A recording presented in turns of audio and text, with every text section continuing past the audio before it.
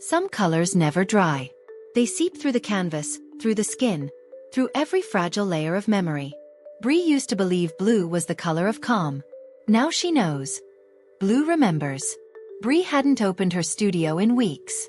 The air smelled like dust and linseed oil, and sunlight slid in through the blinds like a hesitant visitor. She had promised herself she wouldn't paint him again. But promises, like grief, never hold for long. His name was Evan. A name she once painted in the corner of every canvas, small and invisible, like a secret signature. He had been the stillness in her storm, the one who told her that art could heal. Then he left. Suddenly, like someone turning off a light. Bree spent months living in the shadow of what used to be color. Her brushes dried. Her walls went blank. Until one evening, when she found a single tube of cobalt blue lying on the floor. Unopened. Waiting. Something inside her whispered, "Paint."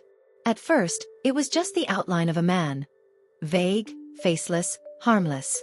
But as nights bled into mornings, the lines sharpened, the eyes deepened, and that familiar curve of a smile began to form. Every brushstroke seemed to pulse with something alive. She could almost hear his laughter echoing faintly behind the walls. Bree told herself it was catharsis. It was healing.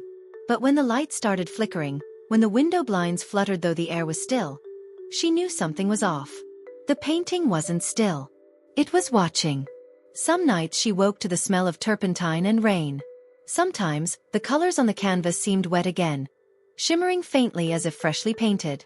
And sometimes when she spoke to the portrait, when she whispered, "Evan, I miss you," the air seemed to hum back low and trembling, like the studio itself was breathing. The neighbors said they heard music coming from her window at odd hours. Soft humming, gentle tapping, like brushes hitting glass. But Bree lived alone. There was a night when everything fell apart. The rain outside hit the window hard, and the power went out mid-stroke. For a moment, her studio glowed in the faint blue reflection of the canvas. The color seemed to move, rippling like water. Then she saw it, the eyes blinking. Slowly. Gently. Looking back. Her breath caught. Her hands trembled. And she whispered something she couldn't remember later. A name, a plea, maybe just a sound. And the room went completely dark. When the light returned, the painting had changed. Evan's smile was wider. Too wide. And the edges of the canvas seemed wet. She touched it, and felt warmth like skin. That night, she didn't sleep. She sat beside the easel, painting and unpainting, talking and listening. The line between memory and madness blurred with every stroke. By dawn, she wasn't sure if she was the painter anymore, or the painting was painting her. Days passed, though she barely noticed. The world outside the window dimmed into perpetual dusk. The only thing that stayed vivid was the color blue. It spilled from her brushes, dripped onto her hands, streaked across her cheeks. Blue became her gravity, her sky, her silence. Somewhere between sleep and waking, Bree began to believe she had done it. That she had called him back. Not as a ghost, not as a dream, but as something that remembered being loved. The canvas seemed to hum with that impossible warmth, that voice she could almost touch. And so, she spoke to him every night. About the things she never said.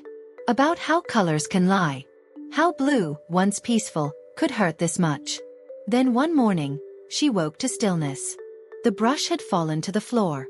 The window was closed. The air was too quiet.